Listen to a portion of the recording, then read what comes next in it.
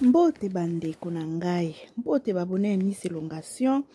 mbote de partout où vous êtes, merci beaucoup na soutien na bino. Bo hésitez te à s'abonner bandeko, bo s'abonner massivement na chaîne na biso bandeko na nga. Numéro na biso ya lelo bandeko na nga toye na faire Zoua ya Bijou la Reine, comédienne na biso Bijou la Reine. Toloba eza Zoua o to nini. Toloba nini bandeko na nga. Makamba Bijou la Reine, comédienne, actrice na biso comédien eye sur le toit. Bijou la Reine ni bakabana mobali papa Ogi. Bijou la Reine a zupe mobali na ye mususu e komi pena kobala oeza papa Eric biso nsuto sepela ki na libala. Bijou la Reine ake kozwa ba faire part akabila ba ex na ye pe ba soutenir mariage na ye esama wapi bandeko na nga.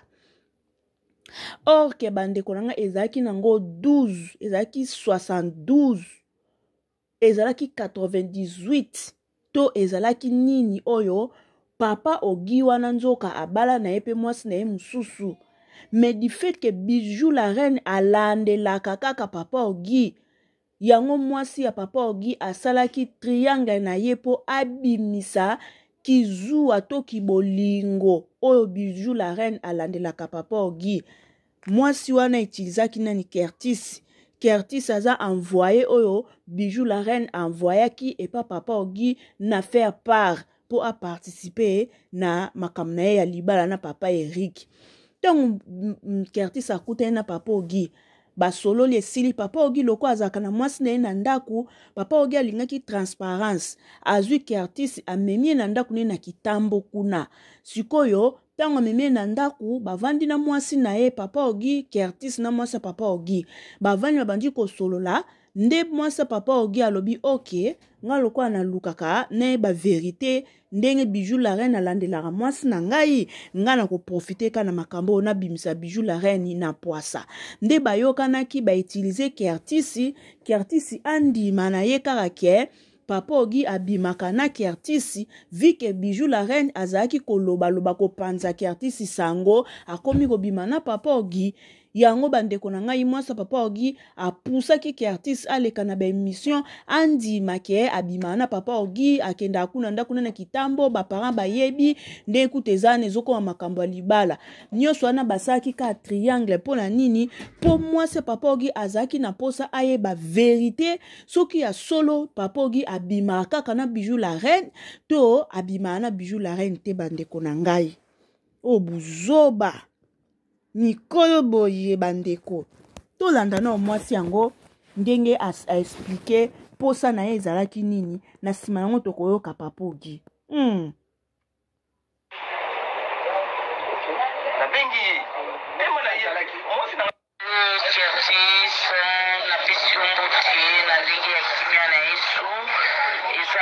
Oh mwasi ya papa Ogi.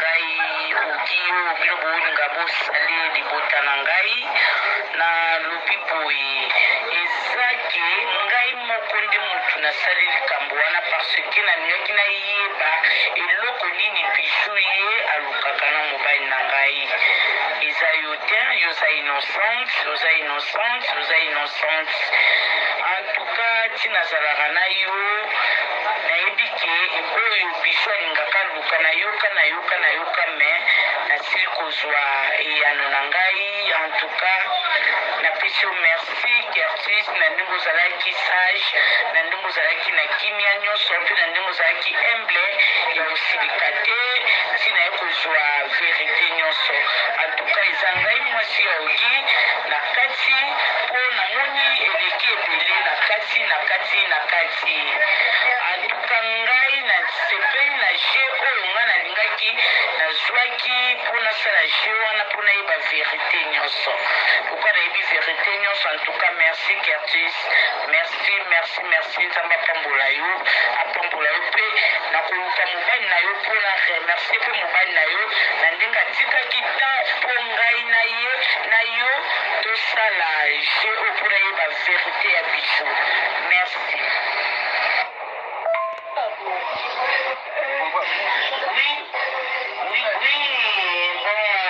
Curtis, s'il vous plaît. En tout cas, Curtis, pardon, s'il vous plaît, ma petite soeur. Oui,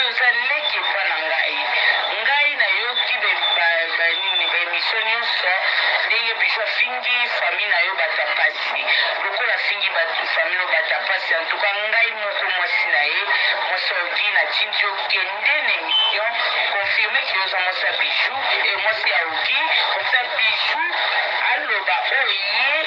akoloba mpona confirma oyo lisusu mpe mokili confirme en tout cas Curtis nazopesa oka bamerci nazopesa bamerci nalinga nayebaka vérité ciao na bijou nasuka nango napesi yo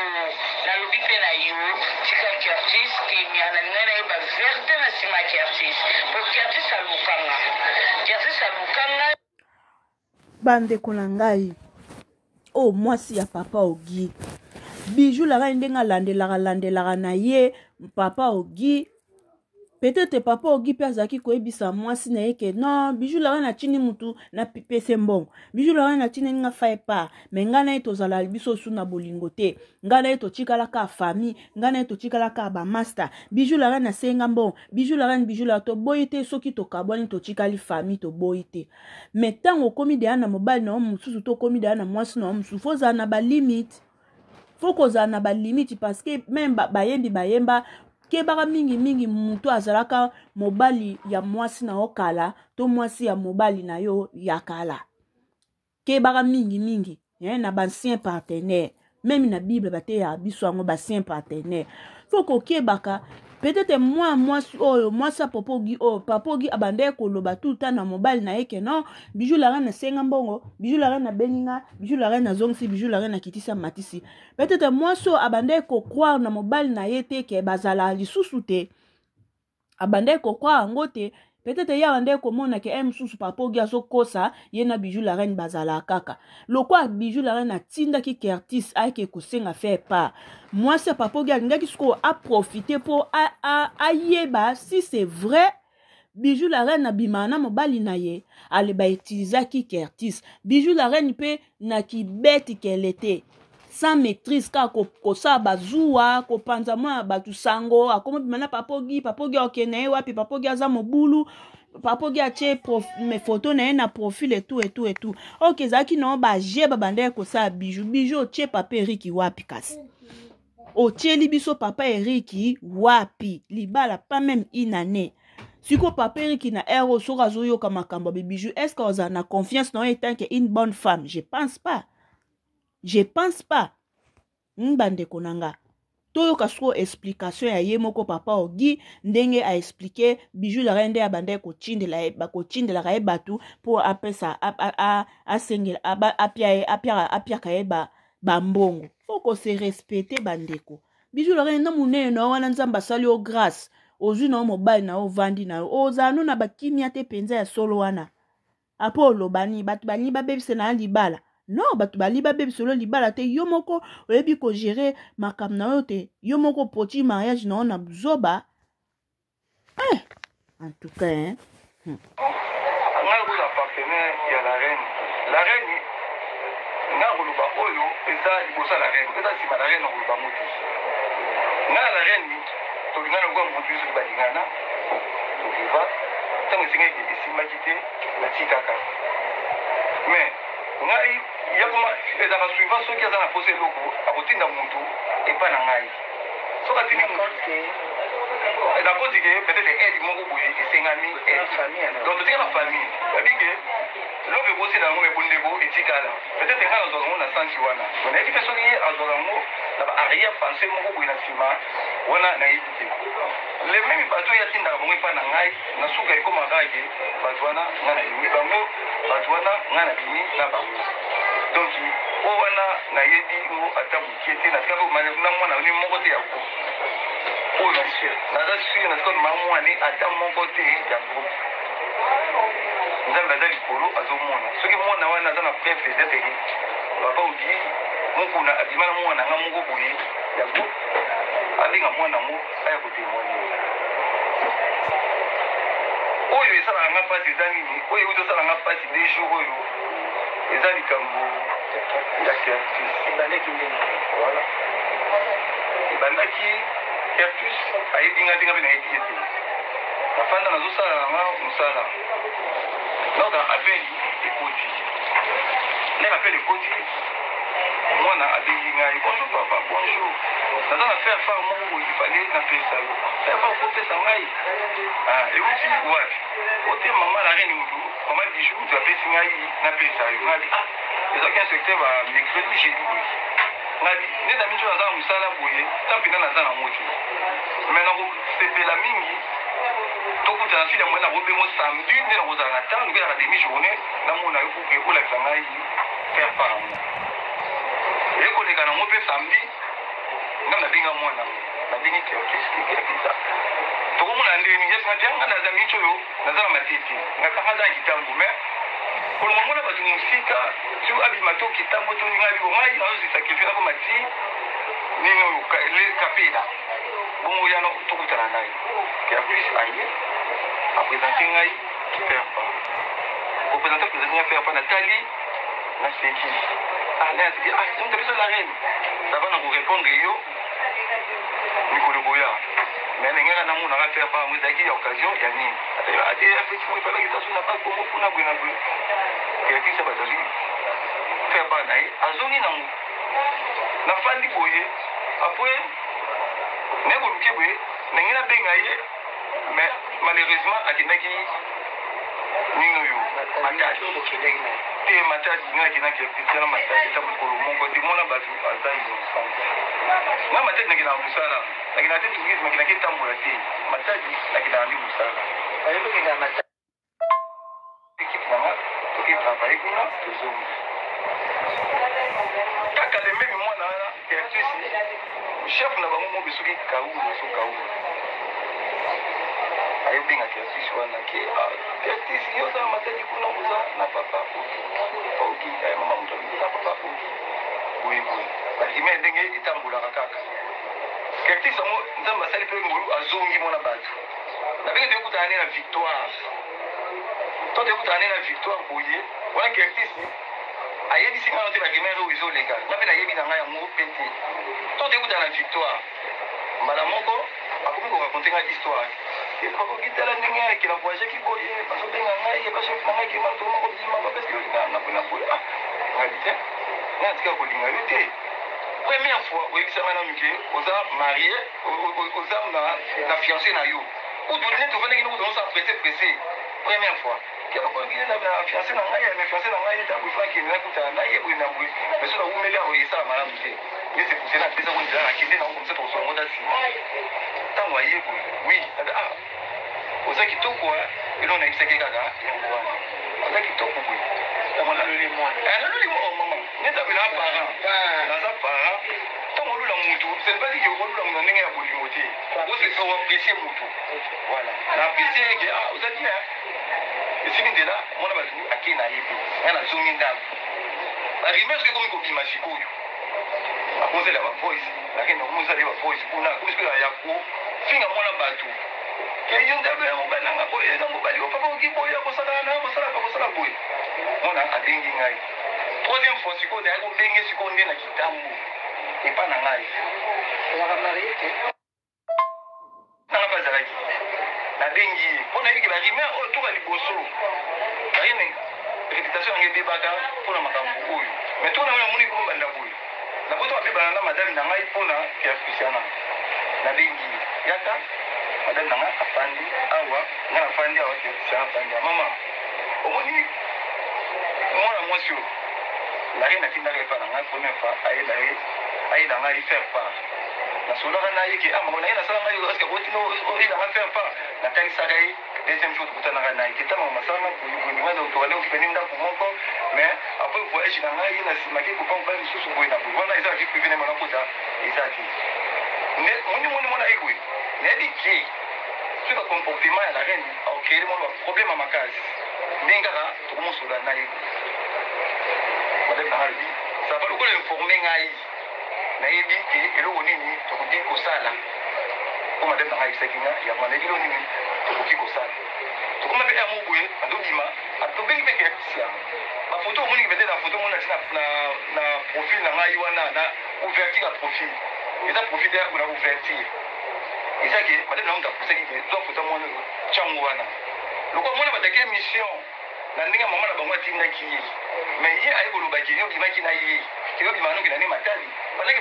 basejour naza na matali mpe ozalaki na kimia sikoyo kuna matali akefanda zela kokoma zwa profil na ye oyo tyango epa na yo ngatiaki ekomi er mokubi mpona omwana moke kolela er nyonso tu kitela za malalesi boye sesisela nde ekosengaki kote tokobima na ye na madami na ngai ti bafoto nyonso tokolakisi batoka nga na madami na ngai mais mpona sikoyo na komplete lisolo yango bien naza na bavoisi oyo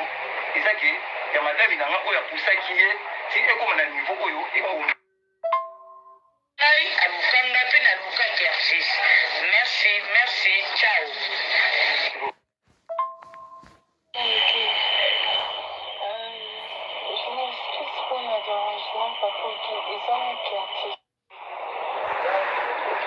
nabengi Curtis napesi yo mbote na ndenge ya kimia na yesu ezanga mwasi ya mobali na ngai oki oyo bino bolinga bosali libota na ngai na lobi boye ezake ngai moko nde motu nasali likambo wana parce ke nalingi nayeba eloko nini bizu ye alukaka na mobali na ngai eza yo te yoza innocente en tout cas ti nazalaka na yo nayebi ke oyo bizu alingaka luka nayoka me nasili kozwa eyano na ngai en tout cas napesi yo merci Curtis na ndenge ozalaki sage na ndenge ozalaki na kimia nyonso mpe na ndenge ozalaki humble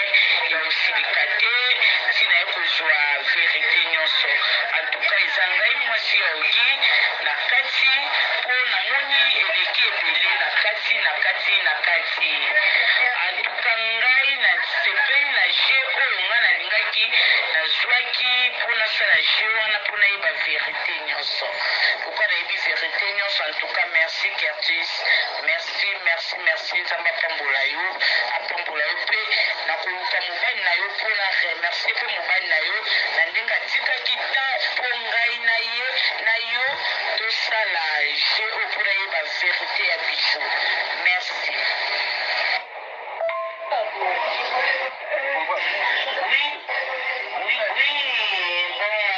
Curtis, s'il vous plaît. En tout cas, Curtis, nazobondela yo pardon, s'il vous plaît, ma petite sœur. Oui, ozaleki epa na ngai nayoki bemission nyonso ndenge biso afingi famille na yo bata pasi lokola afingi famille no bata pasi en tout cas ngai moko mwasi na ye mwasi odi natindi yo kende na émission confirme ke oza mwasi ya bijou e mwasi ya ogi comme ça bijou aloba oyo ye akoloba mpona confirma oyo lisusu mpe mokili confirme en tout cas Curtis nazopesa oka bamerci nalinga nayebaka verité ciao na bijou nasuka nango napesi yo nalobi mpe na yo tika Curtis kemia nalinga nayeba verte na nsima ya Curtis po Curtis aluka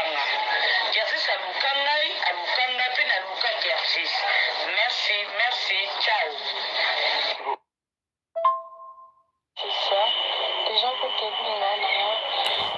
Voilà bandeko na nga oyo touti koyoka explication ya papa Ogi, touti koyoka explication ya mwasi ya papa Ogi. Si je comprends bien bandeko na nga kande na ese bino na début mwasi ya papa Ogi elle a préféré ya ko jouer je moko boye na Curtis po bayeba intention ya bijou pene ya papa Ogi ezalaki nini posa ya bijou. Donc bijou posa papa Ogi esila ye te, si je comprends bien. Posa ya papa Ogi et pas ya bijou esila te. Alors papa Ogi azaki déjà engagé déjà na mwasi na ye. Ata bino moko ba mama ndenge zana mobile no tout le temps ya rara o ex nanga benga kinga o ex nanga chinele nga faire pas o ex nanga senga mbong o ex nanga meno liko nango ex ngo pe abala déjà. Bon mona te ke moi flou moko na kati wana yango moi c'est papa Ogi aselaki sagesse asa nini asala je moko boye na petit bitinda ya bijou po basala nini babimisa penza eloko oyo ezalaki na kati ya bijou mpo na papa Ogi. Tokoloba nini asala bongo po asauve pe libala na ye, asali bongo po a découvrir si réellement vraiment papa Ogi abimaka na bijou ou abimaka na bijou te. Bon toke pe tozongi pai bomona te ke libala ya papa Ogi na mwasi na ye pe elingai po ezala glissante. Soki aza mwasi moko ya mbaso bazaka motema moto sa maîtrise de soi. Alinga pa loba papa Ogi seke yo obimaka na bijou makangu soki bongo pe tokaboni libala ekufi bozomona. Donc ezaka pasi na makambo oyo ezaka pasi bande onanga basi ebele baolala na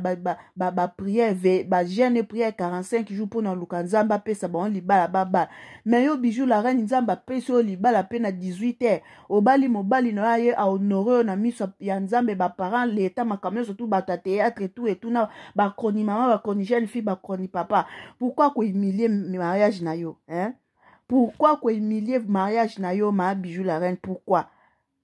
Suko bijou la reine te matanga menace eleka ki azo menacer Curtis. Nde Curtis pas aki kokokate so bijou la reine a menacé ye atindi batu ba menacé ye ale Curtis aye kolela papa Ogi to kono yoka kolela ya Curtis. Je m'excuse pour le dérangement papa Ogi ils ont Curtis déjà que tu es là. Mais justement, on peut se rapport à maman bijou. Justement, comprendre papa Ogi. Vraiment, faut bien nous quand on t'écoute dans l'autre, tu connais jamais Kolingana. Deuxième, il faut bien nous donner mon coup.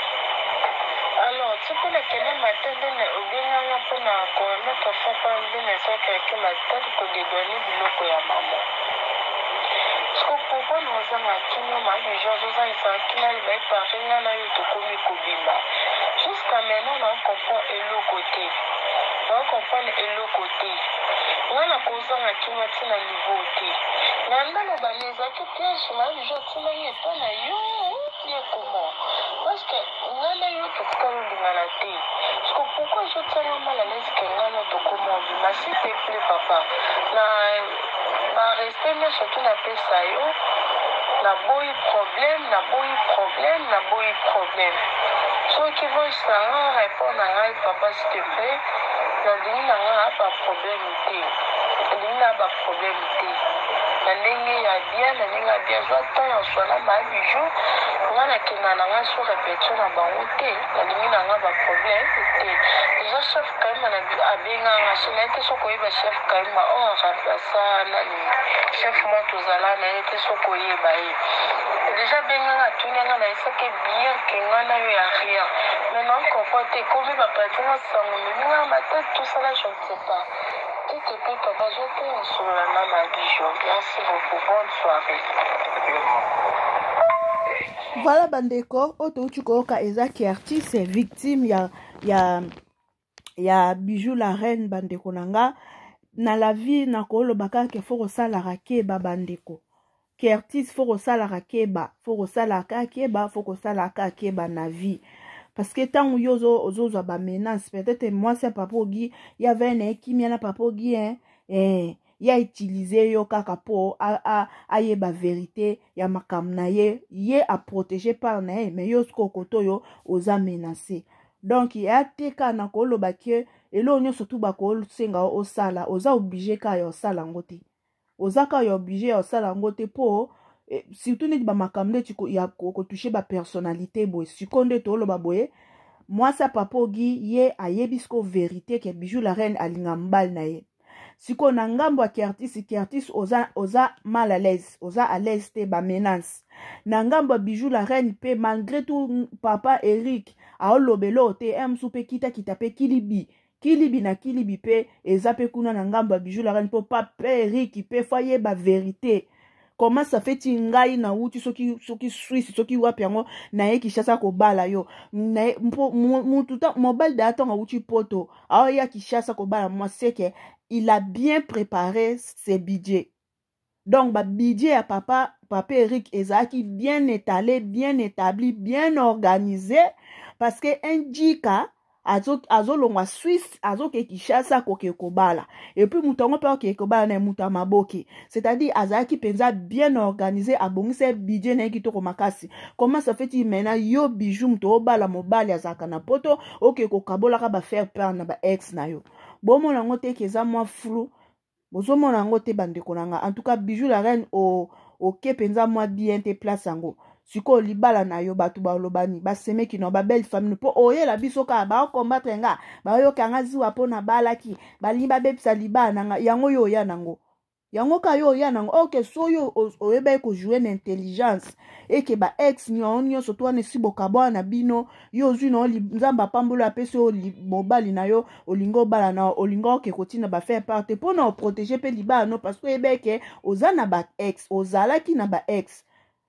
ayo kaka ke bijou la reine na bali en tout cas bonne chance la vie continue mettons yo tiepe na faire part ya libala na yo ke moi bijou la reine avec papa Eric tozo bala na date tel na za posa ex au monte ke bijou la reine côté na penda pe okitisi papa Eric o sopi papa Eric makasi papa o sopi penda papa Eric pourtant libala ngo babi ko lia ko mela balia ki kutu biloko etikali batumsuba memi biloko na bandako bijou la reine obala obalobake soso alia keloko kokina mongongo na ye mais yo obala so pe po prouver bato ke bato ba mona ke libala bijou la reine masange zalaki wana libala bijou la reine kolia komela biloko tetikali bato msuba membi biloko na ndako mena mbongo accusation ya ba ex non na préféré na bala masange sili biloko kolia pe sili bato ba membi biloko na bandako te na lesi bato na feti na ngai na makoki na nga ya makoki na nga ya posha mobile na nga kena lesa batu na feti biloko eleke ebele batu msuba memi biloko na bandaku na mbonga ba faire part eza kitoko te eza vraiment kitoko te bijou la reine t'as mal réfléchi eza vraiment kitoko te siko yo libala na yo peut-être héros eza na bakilibi peut-être ki artiste pe kuna zolela aza na insécurité malgré moi si na yo aye koyeba vérité moi sa papogi aye koyeba vérité ke bijou la reine alinga mobile ne alanda na mobile ne mais ki artiste a insécurité papa Eric qui place azali tango yo kaba makambo abwe est-ce que bijou la reine mobile ozana confiance non ozana confiance na ote toza kutu mibale okutu emso bobota déjà bobana ki bobota ata mo erreur ekoti aotaka bana bazawana osengi mwa papa pardon okwandie mwa libandi akanisika mwasi nanga yokelanga pasi obota na maternité alimbisi mais libala ngokutu malgré obani oboti no pete na mpo boteli na yo pe mwana te obende ako blessé so aza mobala encore papa Eric akondima pena budget ambonga libala wa kanisaki na Suisse po yo balo ke nango perte pas divorcé to mona grâce te mona mais c'est pas unjo basuka api mais c'est le soubassement na grâce te on basuka api tango zwi lipamboli na yo bandeko nanga foko batela lipamboli na yo bandeko elobi te ke soza muta maboke toza muto saka na kata YouTube ozala na ba maîtrise te ozala na ba manque à prudence non faut qu'on a toujours na ba maîtrise faut qu'on se contrôler toujours nanga muta théâtre nanga muta nini mais na monde na biso lelo baekanangi eza akara te tika na mibatela foko mibatela koyeba kotia likolo wapi te poka esalaka bien po humiliation eya te bandeko na ngai eza pasi pe mawa bandeko bo biso tosani biso toanelo ko osala bino mombo eponga nga na lobala nga yango nga bochika lomona nga te na kati ya miselongation na yambi wera o jibe o kofi bochika na mino mona te bino mokande boya na ba matière na bino nga boya na matière na mino na sagesse na intelligence onza mapesa nga na se analyse na bendi elibone piao na bendi elibone echika letali nga te poso yo batele libana na ombe mwana na ki artiste alinga ya na buzoba ote so batele libana na ombele mwasa papogi alingaki amene banquête te po yeba ki e bijou pena papogi yo moko o exposer libana na likola ba faire par exemple tuna makoli ko na mobile na uteki poto Suisse ayo balo na kisasa eza pasi pe ma merci na bandeko nyonso tout merci na babone ya Miss Elongation merci na Diemi la Mabela Elonga merci na Christian Vie Basele Mabela merci na Dieudonné Ngoy Mabela, le fils à papa et babi wana prince de la famille, de grand merci à toi. Merci na bailonga nyonso, merci na famille Basele, na bosanité ma petite sœur Sarah Basele, Christelle Basele, Michel Basele, Prince Basele, Diekri Basele, Calice Basele, Josiana Basele, sans oublier Benaja Basele, Yanga ya Basele, nyonso tuna pesino ba gros bisous bisika bozali, nzamba bate la bino, nzamba bomba bino, na sena lipata na kimo bandeko, tokum na suka tokutani mbala ya sima, bisous, bye.